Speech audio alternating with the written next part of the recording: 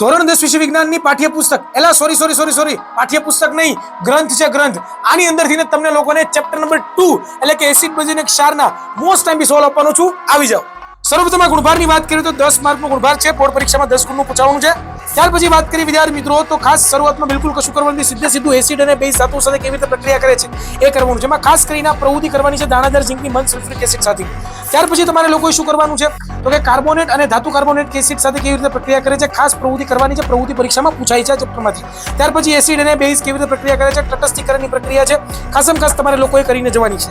ત્યાર પછી વાત કરીએ વિદ્યાર્થી મિત્રો તો પછી તમારે લોકોએ સીધે ક્યાં પહોંચી જવાનું છે તો કે રોજિંદા જીવનમાં પીએચ નું માપક્રમ. એની સાથે સાથે વિદ્યાર્થી મિત્રો પીએચ માપક્રમ ખાસ કરીને જો એનો પણ સવાલ મોસ્ટ ટાઈમ પૂછાય છે.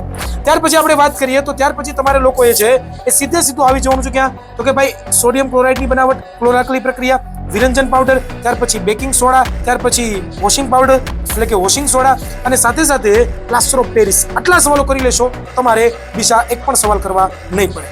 ધોરણ 10 ની બોર્ડની પરીક્ષા કરવા માટે ખાલી ઇન્સ્ટાગ્રામમાં નહીં પરંતુ યુટ્યુબમાં પણ આવવું પડશે. યુટ્યુબની અંદર વિદ્યાકુલ ગુજરાતી આપણી ચેનલ છે. એ વિદ્યાકુલ ગુજરાત યુટ્યુબ ચેનલને આજે જ સબસ્ક્રાઇબ કરો.